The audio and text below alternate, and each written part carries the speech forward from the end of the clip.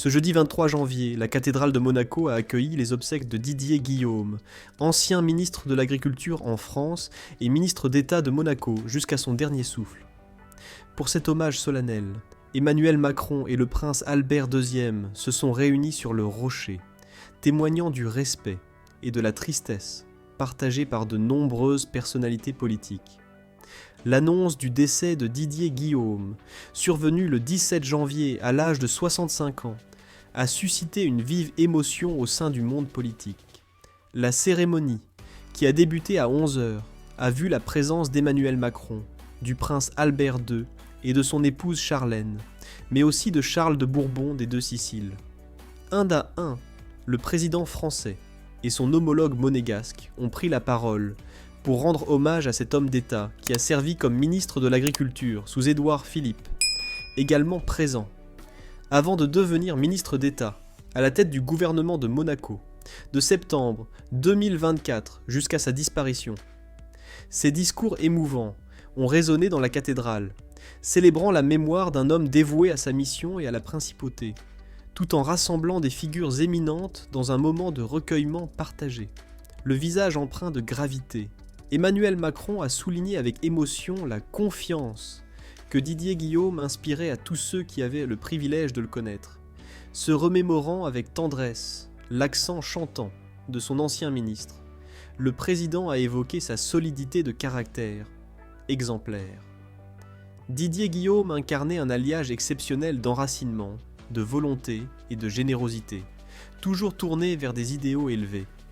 A-t-il ajouté avec ferveur avant de conclure.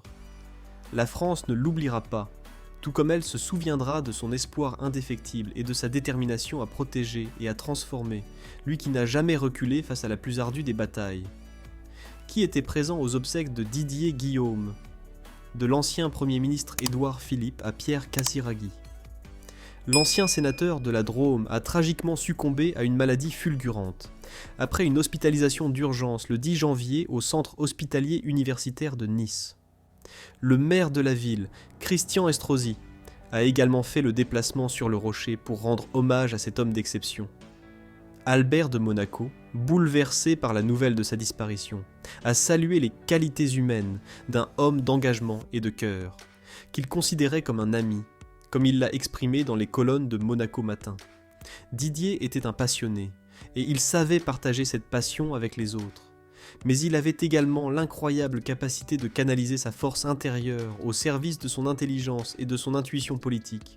Sa chaleur humaine et son sens de l'union demeureront des phares guidant notre chemin dans le service de l'État, et dans une amitié qui perdurera désormais par la force de l'esprit, a déclaré le prince Albert dans un discours poignant prononcé à la cathédrale, rapporté par Monaco Matin.